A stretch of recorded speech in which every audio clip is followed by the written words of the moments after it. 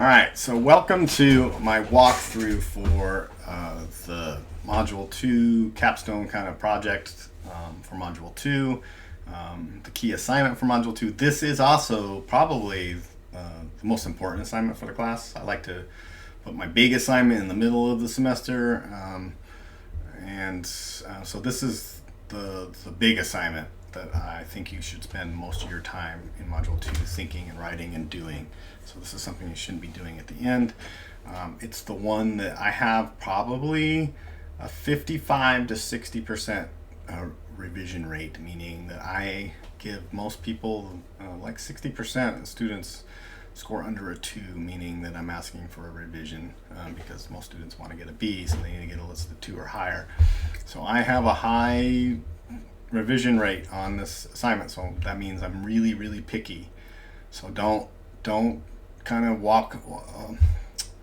sleepwalk or do a perfunctory, that's my favorite word, perfunctory performance on this. You should, put a lot of effort in it, because you might as well do it right the first time, because if you don't and you get like under a 2, that means I'm asking you to revise it, and then that just means more work for you. So work smarter, not harder, meaning put all the effort in this first draft, do it right, do some revising, proofreading. Don't just write it 2 hours before due, or do something like stick it in ChatGPT and think this will, ChatGPT's not going to write your text set for you, paper for you. So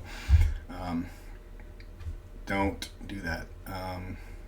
So spend some time, pace yourself, do an outline. I'm going to show you kind of how I'm outlining one, but I'm going to go over the rubric first, and then I'll show you kind of how I'm outlining a text set that I'm actually creating for a Red Dragon seminar course here at SUNY Oneonta that will be taught spring. So incoming freshmen coming in, spring semester next year, I'll be teaching a Red Dragon course. So you'll see how I'm developing a text set, and I'm just going to show you how I'm breaking it down. So let's go find the text set assessment guide with genre table. And then I also have, just so you know, I'm not going to go through these. I have 2 examples, a facts text set, understanding nutrition, and a sample from an English language arts teacher. I think I have a really great one for social studies, so I might, from spring semester, I might put that up there as well, so you can see like a history and maybe a science one, if I can find one for science. I'm not sure how many science text sets I got this last spring. But even if it's not your content area, it should be structured and kind of done how these examples are. So, follow as a mentor text, even though it's not your content or theme. So let's go to the assessment guide. So let's, properly pull it up, and I'll zoom in so you got a better view on it.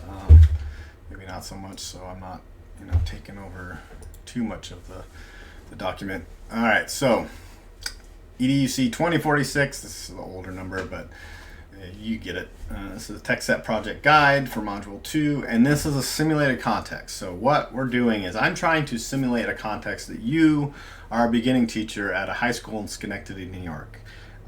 It was a random choice. It just popped in my head, but I wanted a kind of a place that had kind of a mix of kind of a diverse setting of students that you would probably see in a suburban high school, middle school or high school. So that's kind of why I picked that. And I was imagining the school I taught in Los Angeles, which would have been an urban setting. But anyway, you're at this school. So you are now, game theory time, you're situated at a school, and you're high school principal, me, Dr. Tom Hardy. I'm just pretending I'm Dr. Tom Hardy for this assignment. I'm just role-playing this. We're designing a new alternative education program for reluctant learners who do not see any relevance to their daily lives. So education, that they don't see school being relevant to who they are and what they're doing, and they're like, I don't like this anymore.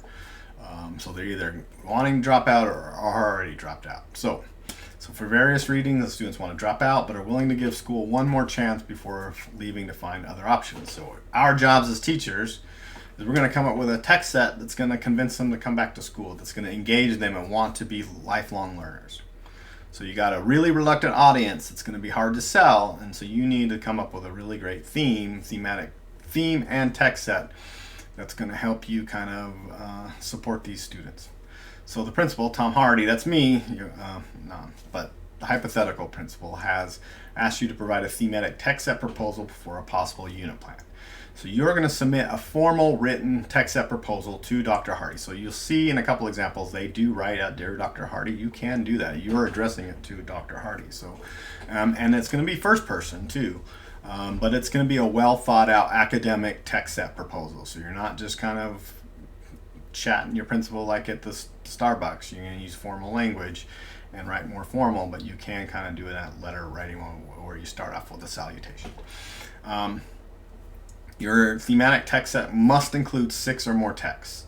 And then at least 2 of the texts need to be in kind of on the different sides of kind of the main generic category. So I'm going to show you kind of its spectrum of kind of the main generic categories that you see in kind of academic settings. So expository on one end and a narrative on the other. Rosenblatt, who in Kane chapter 1 talks about reader response theory, she calls it efferent and aesthetic. So efferent text versus more aesthetic narrative based text. You can differentiate that well. But in this text set, you're going to describe how each text set will be used in a new specific class that meets the needs of these students while targeting 6 literacies. These are the 6 literacies that I want you to specifically explain that each text or texts will be targeted: reading, writing, listening, speaking, visual, and digital. So visual literacies, being able to read visual information and make and understand meaning from visual information. So visual signs, and then digital literacies, which are being able to communicate in digital new mediated platforms using kind of the more appropriate tools and technology for that type of communication. That's digital literacy. So, and then and Kane has a chapter with visual and digital literacies. We may not have gotten to those chapters yet as you begin thinking about your text set. So you should probably start looking at the table of contents and skimming ahead for those chapters to get you ideas, because you will need to cull some ideas from Kane. And you're going to have to explain and kind of describe what these activities would be in your text set proposal, just like in the examples. So, text set proposal must explain how it will do the following. So you need to include this. So at the beginning, you need to describe grade level, content, theme, and how your theme and text set is going to connect to the unique learning needs of the school. Well, I just explained what the unique learning needs of the school are. So you need to now, in your writing, connect that. You should also be thinking about connecting down here to students' out of literacy practices to the content. So what are the literacy practices students are doing out of school? You want to use those funds of knowledge and get them to kind of start connecting to the content. Digital storytelling, digital media projects are a great kind of way of connecting students out of literacy practices to content, because a lot of students are creating social media or digital content already outside of school. Just teachers don't really either care or don't really know that. You're also going to talk about in this intro, it's part of on the rubric, so how these practices are going to promote lifelong learning in reading and writing. So I'll pull up the NICED Next Gen ELA standards that kind of has a really great table of kind of like what are activities of lifelong readers and writers. So I'll show you that. Also kind of explain, and this could be either in your beginning intro or at the end when you sum it all up, how is this going to create a positive literacy environment in the classroom? So literacy environment includes all this, but it's positive. It's not going to be like, oh gee, I got to sit and just kind of listen to a lecture for 80 minutes and then write notes. That's not a positive. So it needs to be affirming. That's framed around the frameworks of motivation and engagement that we'll be reading in Module 2 just shortly in a couple of sub-modules. Then, once you've kind of developed this intro or outro for this, you're going to then write about each text. So you need to have a text. You need to name it and cite it. Don't say a news article or a recipe or a movie or something. I want it cited. You need to go find it in a digital version. Just find it and know what your text you're going to use. Skim it if you haven't used it before or seen it before, but you need to name it and cite it in this paragraph. So no generic kind of a political cartoon. No, I want the name of the political cartoon and where it was published. So you need to cite that. So text, how is it going to connect to the theme? So why is this text going to connect to the theme? The literacy goals for using this text. So these are the literacy goals, right? And then describe how you will employ a specific literacy activity from the course reading. So we got 2 main course readings that we'll been starting really reading Kane, and then the best practices in adolescent literacy instruction. So hopefully you found some cool activities that you would like to try in your classroom, and you are going to then describe that activity, and you're probably going to cite it. So, and then for each text, so each one of your texts, so at least 6 times, because you have to have at least 6 texts, you're going to have a text citation that using a text that we've read that supports your explanation or literacy activity. The 2 require, which are the 2 required textbooks. You can even cite any supplemental videos and videos if you find a good activity from one of them. So for each, so at least 6 citations. And if you're citing best practices, make sure you cite the author of the chapter, not the editors of the book. And if you're citing Kane, add the title of the chapter as well. That way I can see that you're not just citing the same chapter over and over again. I want you to be showing that you're citing different chapters, because each one of these 6 literacies is probably a different chapter in Kane's book. So you should be at least looking at 6 different chapters. Well, listening and speaking, I think, are on the same chapter. Visual and digital might be in the same chapter as well. And then also explain how your text outlines a comprehensive literacy plan. So comprehensive literacy plan involves kind of the holistic areas of language, right? All the aspects: reading, writing, listening, speaking in your content area, while allowing space for students to do independent reading on interests that they want to do, and also independent writing. So writing independently of just sitting down and writing in the class. So allowing space for them to do this more independent reading and writing, which is really essential in developing readers and writers, is you need to give students time to actually choose what they want to read, and give them time to choose what they might want to write about. So there needs to be some choice, and they need to be able to do it independently. So here's the rubric. First indicator: grammar, syntax, mechanics, appropriate for audience and purpose. Your audience is a principal, so make your language appropriate for the principal. Don't write textese. Grammar, mechanics, language, syntax, and grammar are the same thing. I don't know why I keep doubling down on that, but grammar, mechanics, language are appropriate for professional educators, and I don't notice more than 3 editing, proofreading, or formatting errors. So you're not making it difficult for me to understand your text. I'm going to tell you this right now. Break your stuff down into smaller paragraphs. Don't have 2 pages a paragraph. You're going to make it really hard for me to read. First, and 2, more likely than not, you probably have more than one main idea in that super long paragraph. So make sure each main idea has its own paragraph. Please do that. Just for my sake, it makes my life so much easier trying to read through, rather than a 3-page paragraph that's got 400 main ideas in it. Effectively, I don't really notice anything editing or proofreading that I would stop and try to coach you on. I do put comments on how to improve mechanics, language, grammar in your submitted document. So always go back to your submitted document and click and see I have little posties on your document where I'm giving you coaching tips. So go check that out. APA, you got at least 6 citations you need to be citing. So I want at least something that closely resembles APA with no major citations. And APA is not the same as MLA, so don't try citing, I think this is, I know how to do MLA a little bit, I'm going to use that and then pass that off as APA. No, MLA is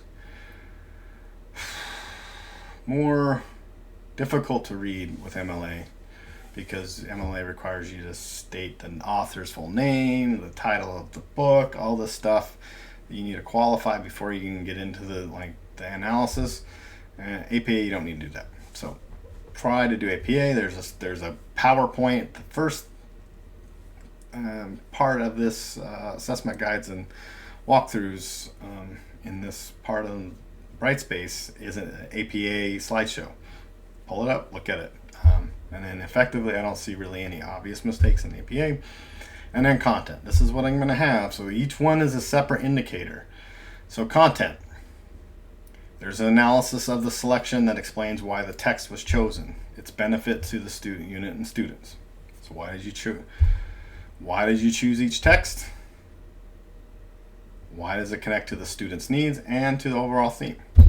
Each text has an explicit explanation of literacy needs. So you need to explicitly state. I don't want to be like inferring. Oh, are you doing this for writing? Are you doing this for reading? Are you doing this for listening? Is this visual? Is this digital? I don't need to infer. You need to state it in the sentence. Put a sentence in there. And then effectively, you're trying to be different, unique with each of your unique literacy needs, or combining different literacies together with one text. So you're not doing the same thing for each text. The kids are going to get bored and they're going to get tired of doing that. So make sure you got a different text, different genre, and then you're doing a little bit something different. So you're not guided notes every time. You're not doing exit tickets every time. And then you need to have a concrete literacy activity described for this. So you need to tell me what it is you're doing for the text. Okay? There's a class reading for each text used that logically supports the analysis, and you have at least 6 total texts that connect to the theme. And the text set contains at least 2 texts from the 2 main generic categories, expository and narrative. So here's the table. So you need to have at least 2 that are over here, and at least 2 over here, or and then the rest of your texts are somewhere in between. So let me get to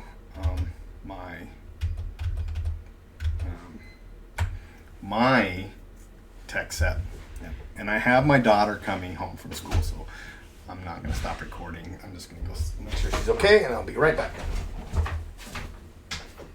Hey! Was there a fire? Yeah, from Canada. A fire from Canada? Yeah.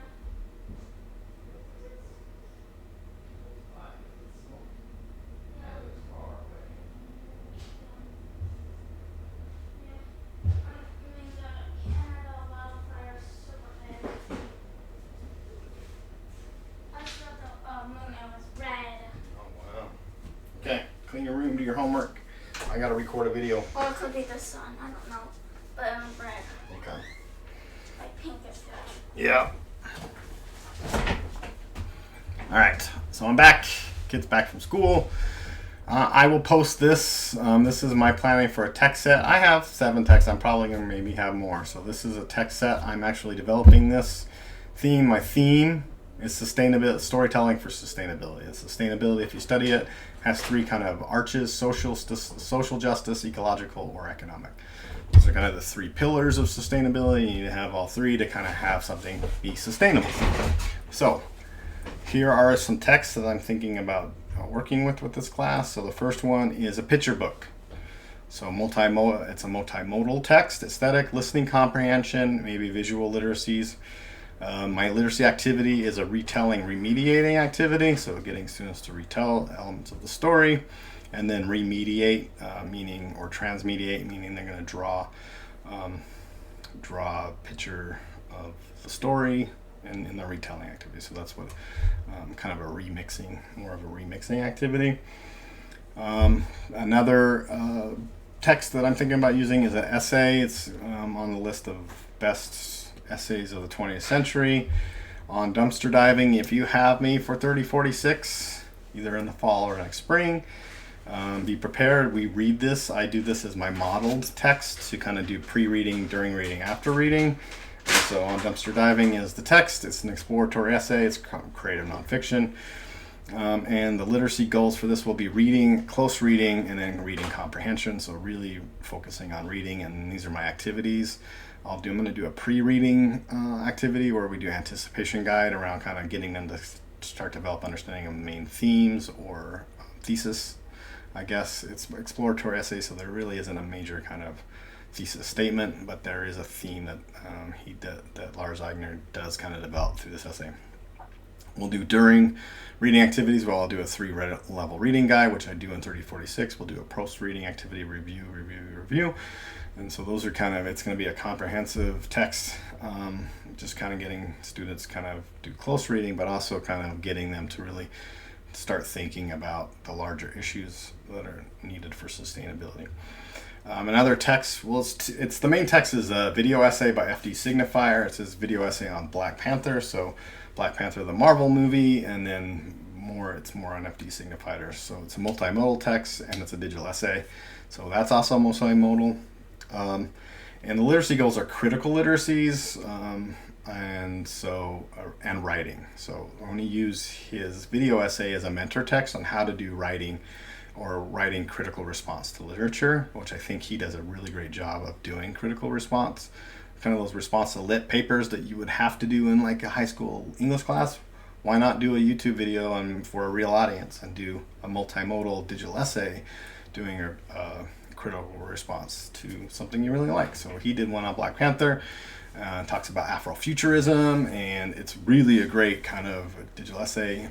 It's one of his shorter ones, but and the literacy activity will be doing pre-writing activities around genre and rhetorical analysis, so kind of getting students to understand how to ask questions around determining genre, what's the social purpose of genre, and then rhetorical analysis as well.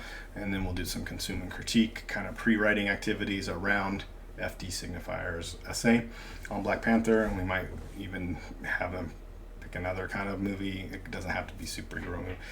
The reason why I'm picking Black Panther and F.D. Signifier's video essay is because he talks about why are all the villains, why do all sustainability issues get framed from the point of view of the villain, especially in Marvel movies. And Killmonger in Black Panther is a really interesting villain because he's coming from a generational black trauma, but also from a decolonialist perspective. So there is a kind of a social and economic justice aspect that Killmonger has, but it's framed by the point of view as the villain, which is kind of problematic. And F.D. Signifier brings that up. Kind of why is this? So that's that. The next one it's how to blow up a pipeline, but I'm doing 2 different versions of this text. Well, and they're completely different, so I put them on different lines. So how to blow up a pipeline, the book, which is a persuasive essay. It's like a 150 page, 110 page kind of persuasive manifesto on direct action for climate change. And we're going to do literacy goals around speaking and writing. So remediating or transmediating into more speaking activities around small group discussions on rhetorical effects. But also as writing can kind of get them to start drafting kind of more of the exploratory essays, so more of that exploratory non-fiction type of writing. And exploratory essay might have a persuasive component to it. So that's kind of a literacy activity I'll be doing. Another text that I'll be doing is the Sutra of the Compassionate Guanyin. It's a traditional story. It's an oral story that I will tell to the students. So that's my literacy activity. So they need to listen intently. So this is listening comprehension, but it's also so it's listening comprehension and writing. So I'm going to remix and have them rewrite the story with an emphasis on their own personal sustainability issue they're kind of focusing on. So connecting the elements of that traditional story to something that they're interested in. And the way I tell the Sutra of the Compassionate Guanyin is around education. So that's part of a social or economic justice kind of theme. So they can retell or remix this story to suit whatever theme they're kind of wanting to work with. The next text that I would be doing is How to Blow Up a Pipeline, but this is the movie, and this is interesting because it's based off of the book, but it's fiction. So this is really kind of an interesting kind of compare contrast, because you always see like, how does the book and the movie compare? Well, the book it's a manifesto, it's persuasive writing, it's research writing with a lot of anecdote, a lot of research. But the feature film is a heist thriller. And so what are the effects of transmediating this kind of direct action manifesto to kind of stop climate change into a feature film that's a heist thriller. And so we're going to be focusing on visual multimodal literacies. So kind of getting students to analyze the semiotic signs, the visual signs of the heist film genre. So how are the visuals set up?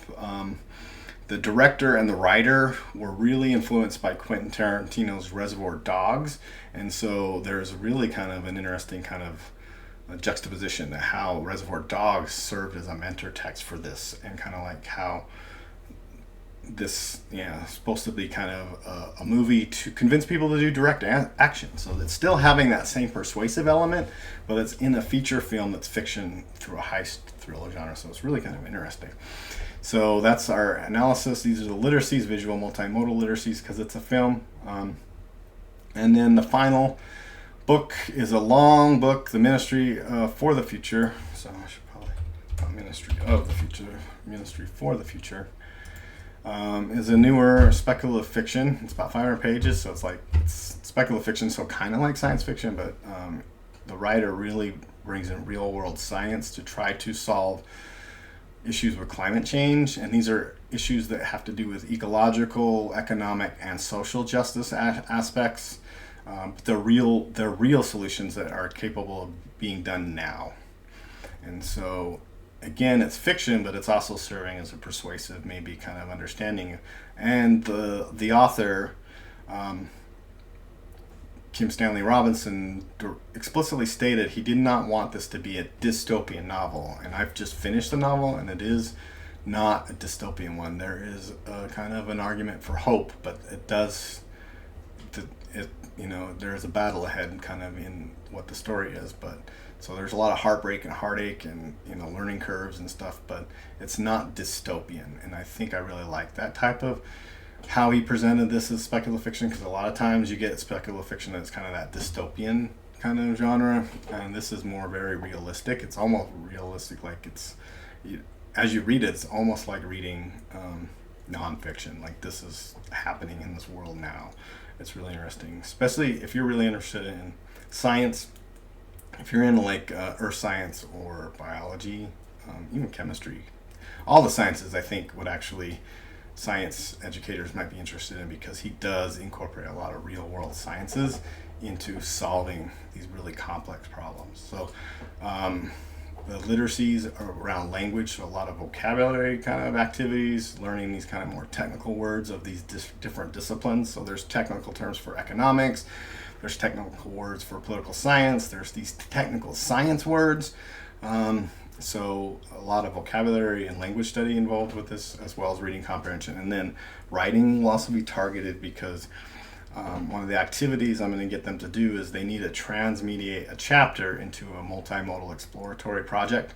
So similar to How to Blow Up a Pipeline, where it went from digital, like nonfiction, to fiction, this is fiction into nonfiction. So I'm getting them to transmute it to a different genre. And so that's what I'm thinking about. This is my text set. So this is my outline. I highly encourage you to create your own outline that looks like this, because then you have a different paragraph for each one of your texts, and then you just kind of pop in a really good intro and a really good outro, kind of like Dear Dr. Hardy, and then each one of these would be a really good comprehensive kind of section. Doesn't have, not necessarily one paragraph. It could be a couple of paragraphs to get through each one of these books, but you should break. So this is just how I would probably then start writing my text set paper. I might reorganize the logic of each text. I was just writing these down as they were coming to my mind. But that's how I plan to outline this text set. So hopefully if you do something like this, you're 85% there of getting a really good score on a really good grade on this text set proposal. So if you do this well, and then now you just write it out, I think you'll do well. So that is my text set project overview. I will see you in I'll see you in Module 2, and this is the last project for Module 2, so I look forward to reading what these great ideas for themes and texts that you will use for your content area. Take care, be well.